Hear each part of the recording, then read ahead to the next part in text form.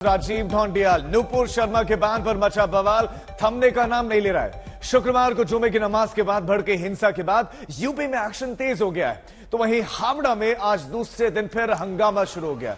Police और प्रदर्शनकारियों में झड़प हो गई, पथराव हो गया और आंसू गैस के गोले छोड़े गए और कुछ पुलिसकर्मी इसमें घायल हो गए। यूपी में ताबड़तोड़ एक्शन का दौर जारी है। 2 मास्टरमाइंड गिरफ्तार किए जा चुके हैं, बाकियों की धरपकड़ जारी है।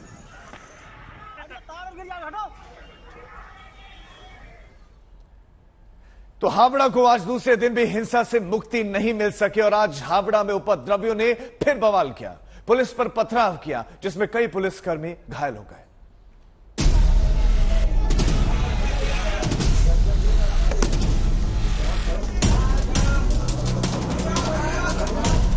फिर पथराव, फिर हिंसा, फिर आंसू गैस के गोले। पश्चिम बंगाल का हावड़ा आज फिर सुलग उठा। पांचला बाजार में धारा 144 को तोड़कर अचानक भीड़ सड़कों पर उतर आई। पुलिस को देखते ही उपद्रवी पत्थर बरसाने लगे।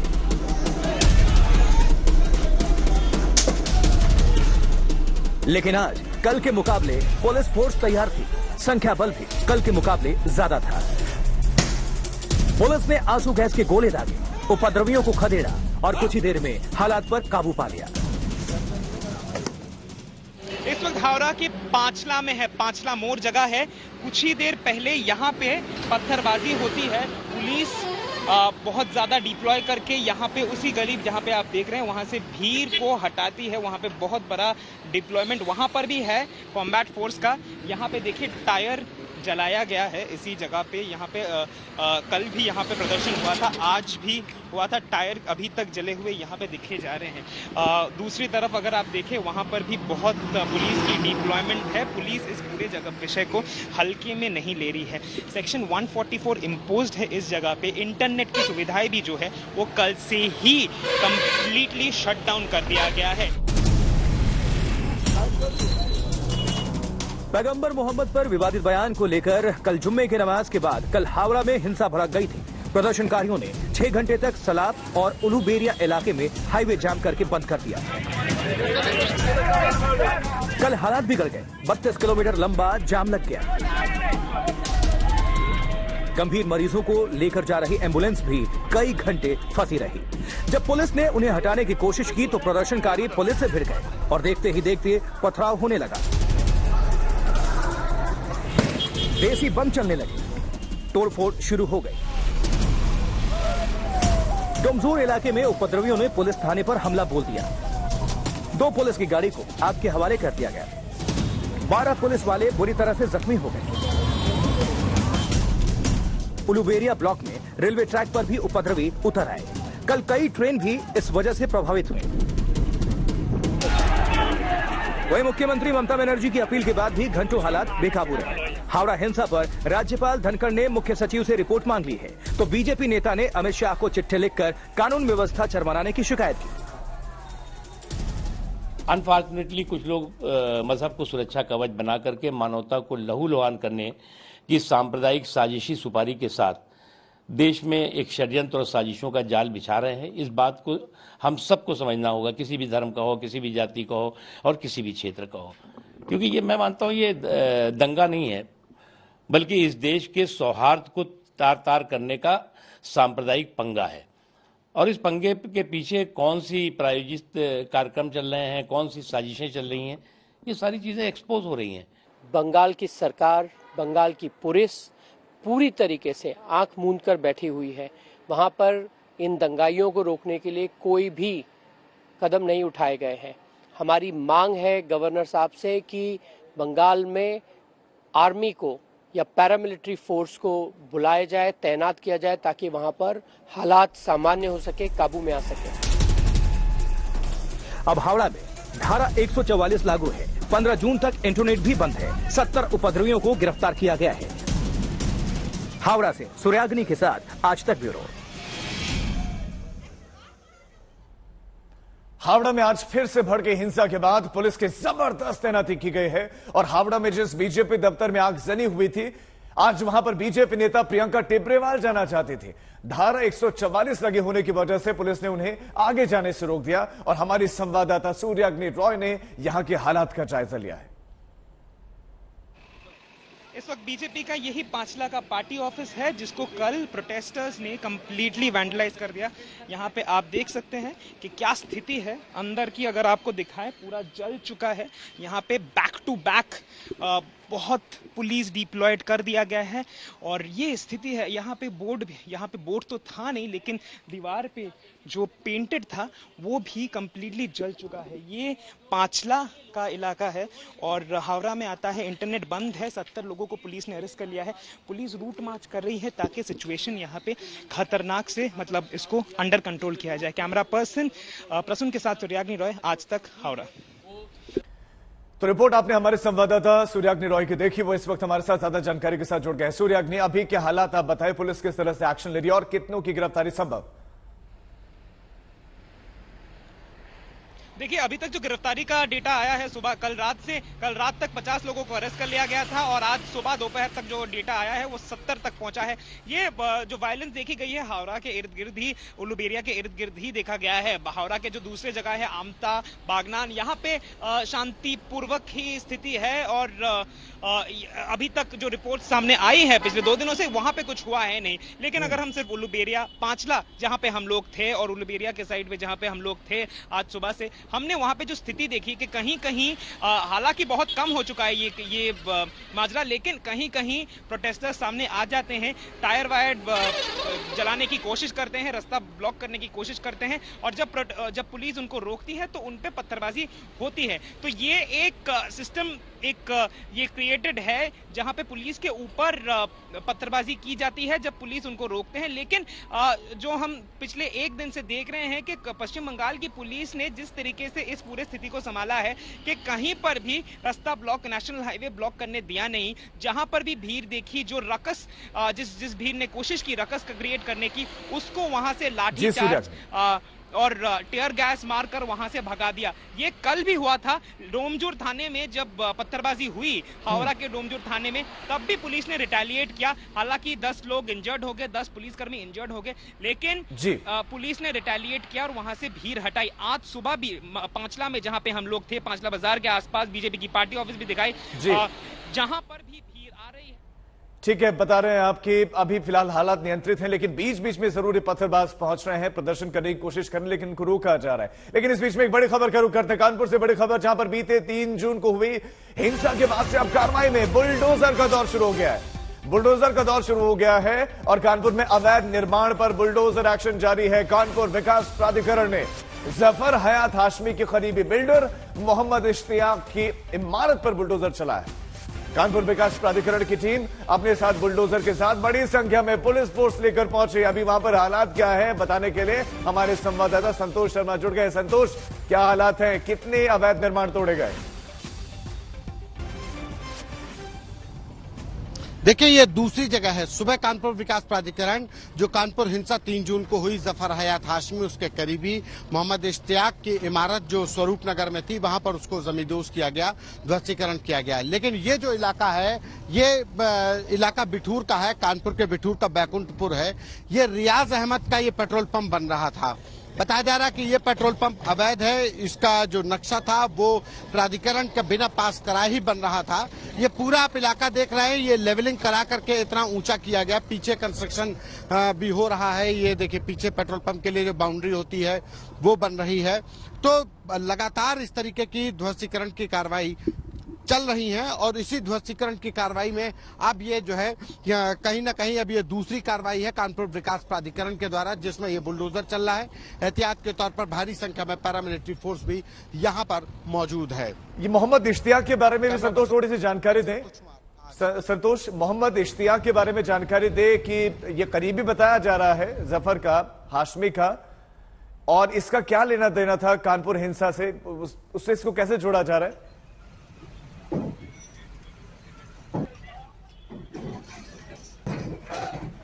संतोष, मेरी आवाज आपको मिल रही है? लगता है उनसे संपर्क टूट गया, लेकिन ये बड़ी खबर आपको देते हैं, बुलडोजर एक्शन शुरू हो गया है और जो अवैध निर्माण है उसको तोड़ा जा रहा है। कानपुर विकास प्राधिकरण ने ये जफर हयात हाशमी का करीबी बिल्डर बताया जा रहा है। मोहम्मद इश्तियाक उसकी इमारत पर ये बुलडोजर चलाया है और इसकी 4 मंजिला कॉम्प्लेक्स को गिराना शुरू कर दिया गया है और बेनी झबर इलाके में इसकी ये 4 मंजिला इमारत, इसका ये कॉम्प्लेक्स जिसको तोड़ा जा रहा है। तो ये बड़ी खबर आपको दे दें, उत्तर प्रदेश में बुलडोजर एक्शन शुरू हो गया है, क्योंकि उत्तर प्रदेश के अलग अलग जगहों पर, चाहे वो मुरादाबाद हो, सहारनपुर हो, बिजनौर हो, प्रयागराज हो, अलग अलग जगहों से कल तस्वीरें आई थी प्रदर्शन की, पत्थरबाजी की। ऐसे में उन जगहों पर भी संभावित इसी तरह के बुलडोजर एक्शन आने वाले दिनों में हो सकता है। बाकायदा सूची लेकर एक राजस्व विभाग की टीम प्रयागराज में पहुंची। Administration is working as a team and we are very committed to examine each and every illegal activity of this city. अब रियल एस्टेट एक ऐसी जगह है जहां पे लॉट्स ऑफ इलीगलिटी पाई जाती है और ये हम लोगों ने एग्जामिन किया है कि देयर आर पॉसिबिलिटी कि रियल एस्टेट में बहुत से ऐसे लोग हैं जिनके पैसे लगे हुए हैं जो इलीगल एक्टिविटीज में इन्वॉल्व हैं। This is done by KDA assisted by entire administration as a team. और यहाँ पे जो हमें जानकारी है कि तमाम इलीगल मैनर में चीजें हुई हैं और इलीगली ऐसा भी इन्वेस्टमेंट यहाँ पे देखा गया है जो अभी बहुत दूर तक जांच की जाएगी और जिसके ढेर सारे डायमेंशंस भी सामने आएंगे। जुमे की नमाज के बाद कल सहारनपुर में जबरदस्त पत्थरबाजी हुई थी। सहारनपुर के एसएसपी के मुताबिक हिंसा में शामिल 54 आरोपियों की अब तक गिरफ्तारी हो चुकी है। सहारनपुर से बड़ी खबर, सहारनपुर में भी हिंसा हुई थी और वहां पर 54 लोग अब तक गिरफ्तार हो चुके हैं। पुलिस का कहना है कि नमाज के बाद जिस तरह भीड़ सड़कों पर आ गई उसे तय है कि किसी ने इसकी साजिश की थी। पुलिस अब तक 200 लोगों की पहचान कर चुकी है और आरोपियों की धरपकड़ के लिए छापेमारी लगातार की जा रही है। पुलिस ने हिंसा के मामले में 1000 से ज्यादा सीसीटीवी फुटेजेस, मोबाइल फोन को रिकवर किया है। ये बड़ी खबर आपको देते हैं और गिरफ्तारियां हुई। नमाज के बाद भीड़ की हिंसा ये साजिश के तहत हुआ, पुलिस कह रही है। हम इस वक्त सहारनपुर में हैं और जहां पर मस्जिद के पास धरना प्रदर्शन हुआ था उसके बाद से यहाँ पर की जो पुलिस प्रशासन है वो पैदल चलकर यहाँ बाजारों में लोगों से बातचीत कर रही है। आपको दिखाना चाहूंगी कि यहाँ पर आईजी रेंज सहारनपुर के अफसर भी मौजूद हैं और उन्होंने मीडिया से बात करके ये कहा कि हम दुकानदारों से बात करने की कोशिश कर रहे हैं, उनमें कॉन्फिडेंस इंस्टिल करने की कोशिश कर रहे हैं ताकि किसी भी तरीके का भय या डर ना हो लोगों में और वो अपने व्यवसाय यहाँ पर ठीक ठाक से खोल सकें। इस वक्त भी यहाँ पर पुलिस आला कमान के सीनियर अधिकारी और उनके साथ टीम जो है सहारनपुर के बाजार में यहाँ पर चल रही है और लोगों से बातचीत कर रहे हैं। जिन जिन की दुकानों में किसी तरीके की कंप्लेन हुई या तोड़फोड़ की कंप्लेन हुई उसको देखा जा रहा है, उनसे बातचीत की जा रही है और उन्हें बताया जा रहा है कि भय का माहौल नहीं होगा यहाँ पर। हालांकि 48 अरेस्ट अभी तक सहारनपुर पुलिस ने ऑन रिकॉर्ड बताए हैं। 200 ऐसे और सस्पेक्ट लोग हैं जिनकी पूछताछ अभी चल रही है। लेकिन क्या पुलिस को इस बात की इंटेलिजेंस नहीं मिली थी कि जुम्मे की नमाज के बाद लोग सड़कों पर आकर प्रदर्शन करेंगे? कि हम कानपुर का हादसा देख चुके हैं और कानपुर के बाद हम देख चुके हैं कि दिल्ली में भी एक प्रदर्शन हुआ था। हालांकि पुलिस प्रशासन की कोई भी इन जगहों में परमिशन नहीं थी। सहारनपुर में जो अरेस्ट हुई हैं, साथ ही साथ देवबंद में भी जो है गिरफ्तारियां हुई हैं और दोनों को मिलाकर यहाँ पर जो है लगातार पुलिस प्रशासन अपनी तरफ से लॉ एंड ऑर्डर मेंटेन करते हुए अगला जो हफ्ता होगा वो बहुत ही महत्वपूर्ण होगा, क्योंकि इस बार जुम्मे की नमाज के बाद जो पैगंबर साहब पर विवाद है उसको लेकर जो मुस्लिम समुदाय है उसमें आक्रोश है और इसलिए जगह जगह पर हम देख रहे हैं कि प्रदर्शन हो रहा है। लेकिन पुलिस प्रशासन की परमिशन के बगैर ये प्रदर्शन होने के कारण काफी गिरफ्तारियां हुई हैं और पुलिस सूत्रों में हमें ये भी बताया है कि इसमें लोकल लीडर्स का कोई रोल है या नहीं उसको भी कड़ी नजर से इन्वेस्टिगेट किया जा रहा है। प्रदीप गुप्ता के साथ सहारनपुर से मिलन शर्मा, आज तक। शुक्रवार को भी हिंसा के बाद से प्रयागराज में आरोपियों की धरपकड़ शुरू हो गई है और पुलिस ने मास्टरमाइंड माने जा रहे मोहम्मद जावेद पंप को हिरासत में ले लिया। अब पुलिस के मुताबिक जावेद पंप ने पूरी हिंसा की साजिश रची थी। एसएसपी अजय कुमार के मुताबिक मोहम्मद जावेद की बेटी जेएनयू में पढ़ती है, जो इसे राय देने का काम करती है। अगर दोषी पाई गई तो उसे भी हिरासत में लिया जाएगा। प्रयागराज विकास प्राधिकरण को संबंधित गिरफ्तार आरोपियों की डिटेल्स भेजे गए। अगर उनकी कोई अवैध संपत्ति या कब्जा पाया जाएगा तो उस पर कार्रवाई करते हुए बुलडोजर चलाया जाएगा। 68 गिरफ्तारी प्रयागराज से हो चुकी है। 70 के खिलाफ एफआईआर है। 5000 अज्ञात।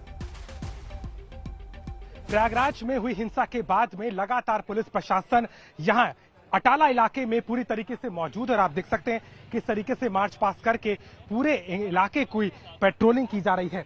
काफी महत्वपूर्ण है क्योंकि कल जिस तरीके की तस्वीरें सामने आई थी, इस पूरे इलाके में जिस तरीके की पत्थरबाजी हुई, पुलिस प्रशासन को निशाना बनाया गया। इसके साथ में गाड़ियों में आग भी लगाई गई। लेकिन जिस तरीके से आज की जो तस्वीर है उसमें पुलिस के आला अधिकारी इस पूरे इलाके में गश्त लगा रहे हैं और इसके साथ अलग अलग जगहों पर जिस तरीके से छानबीन की जा रही है। अब तक 68 लोगों को गिरफ्तार किया जा चुका है। लेकिन इसके साथ कहीं ना कहीं आप देख सकते हैं किस तरीके से आरएएफ के जवानों की जो टुकड़ी है ये पूरे इलाके की पेट्रोलिंग कर रही है। और ये महत्वपूर्ण इसलिए भी हो जाता है क्योंकि कल के बाद में जिस तरीके से हिंसा भड़की और अटाला के आसपास के इलाकों में जिस तरीके से बड़ी संख्या में उपद्रवियों ने पत्थरबाजी की, निशाना बनाया और सीधे तौर पर यहां पर माहौल खराब करने की कोशिश की, उसके बाद में अब इस तरीके से पेट्रोलिंग के जरिए, मार्च पास्ट के जरिए संदेश दिया जा रहा है कि पूरी तरीके से यहां पर प्रशासन और पुलिस बल मौजूद है। आरएएफ के जवानों की टुकड़ी यहां पर है और लगातार इसको लेकर के कार्रवाई चल रही है। अभी तक इस पूरे मामले में 68 गिरफ्तारियां हो चुकी हैं। 5000 से ज्यादा अज्ञात लोगों के नाम एफआईआर में नामजद किए गए हैं। 70 नामजद लोग हैं और इसके साथ लगातार ये दावा किया जा रहा है कि जल्द ही, चूंकि इस पूरे मामले में मुख्य आरोपी मोहम्मद जावेद, जिसका सीधे तौर पर इन्वॉल्वमेंट दिखने को मिला है, खुद एसएसपी ने इस बात की तस्दीक की है कि हिंसा को भड़काने और कहीं ना कहीं सोशल मीडिया के जरिए कहीं ना कहीं माहौल खराब करने को लेकर के उसकी भूमिका दिखी है, उसको लेकर के भी कार्रवाई की जा रही है। और इस बात का भी दावा किया गया है कि सभी दोषियों के खिलाफ गैंगस्टर एक्ट के तहत कार्रवाई की जाएगी और जिनके भी अवैध निर्माण और जिस तरीके से कब्जा है उस पर भी बुलडोजर चलेगा। साफ है कि प्रयागराज में अब पुलिस और फोर्स की मौजूदगी सीधे तौर पर इस पूरे परिसर में नजर आती है, जहां पर भारी तादाद में ये जवान मौजूद हैं और लगातार यहां पर कड़ी सुरक्षा के बीच निगरानी कर रहे हैं। प्रयागराज से कैमरामैन संदीप के साथ अभिषेक मिश्रा, आज तक। नुपुर शर्मा के बयान के विरोध में रांची में भी जबरदस्त हिंसा हुई और हिंसा में जख्मी 2 लोगों की मौत हो चुकी है। 2 लोगों की मौत हो चुकी है। शहर में तनाव है। कई धार्मिक संगठनों ने आज भी बंद बुलाया। प्रशासन की तरफ से धारा 144 लगा दी गई। लोगों से अपील की जा रही है कि वो घर से बाहर न निकलें। तनाव को देखते हुए पुलिस ने यहां फ्लैग मार्च किया है। 2 लोगों की मौत और रांची में अब मुनादी। लोगों से कहा जा रहा है कि घरों से बाहर ना निकलें। अब इकरा मस्जिद से आगे प्रदर्शनकारी जिस रोड पर बढ़े थे, हम उस रोड पर आगे चल रहे हैं। सारी दुकानें, लगभग भी नहीं, लगभग सारी ही दुकानें यहाँ पर बंद हैं। दोनों तरफ अगर मैं कुछ देख पा रहा हूँ तो सिर्फ और सिर्फ सुरक्षा बल हैं। झारखंड जगुआर हो, पुलिस के लोग हों, ये तमाम सारे लोग यहाँ पर तैनात हैं। इसी सड़क पर जो जुलूस था वो आगे बढ़ा। जो स्थानीय लोगों से हमने बात की, खासकर जो मुस्लिम समाज के लोग थे, वो भी ये मान रहे हैं। लेकिन उनका आरोप यह है कि सबसे पहले दरअसल वहां मंदिर की ओर से गोली चलाई गई, उसके बाद से रिटेलिएशन में इन्होंने पथराव किया। और देखा तस्वीरें जो हमने देखी, आंसू गैस के गोले पुलिस ने चलाए, हवाई फायरिंग भी करनी पड़ी ताकि भीड़ को तितर बितर किया जा सके और कानूनी व्यवस्था को उसको बहाल किया जा सके। अब आप सड़कों पर अगर आप कुछ देख पाएंगे तो सिर्फ और सिर्फ सुरक्षा है। दुकान, मकान, जितने भी प्रतिष्ठान हैं वो सब कुछ बंद हैं। जाहिर है तनाव है, इसी के चलते अभी भी चाहे मोबाइल इंटरनेट हो या इंटरनेट हो, उसको पूरी तरह से ठप कर दिया गया है। दरअसल सबसे बड़ी चुनौती ये है कि दोनों पक्षों की ओर से बड़ी संख्या में कहीं फेक वीडियोस या कुछ ऐसे वीडियोस न साझा किए जाएं सोशल मीडिया पर, जिससे और उन्माद फैल सके या इससे माहौल और खराब हो सके। और इसी के चलते जो है प्रिकॉशनरी मेजर जिसको कहा जाता है, वो एहतियात के कदम यहाँ पर उठाए जा रहे हैं। यही वो सड़क है, दोनों तरफ से जो प्रदर्शनकारी थे जुलूस लेकर के आगे बढ़े थे, और यही वो इलाका है जहाँ पर हम इस समय, ये एपी सेंटर है जहाँ पर इस पूरे हिंसा की शुरुआत हुई, जहाँ पर पथराव हुआ। पुलिस की ओर से भीड़ को तितर बितर करने के लिए गोली भी चलाई गई, हवाई फायर भी हुआ। ये है वो हिंसा का केंद्र जहां हम पहुंचे हैं।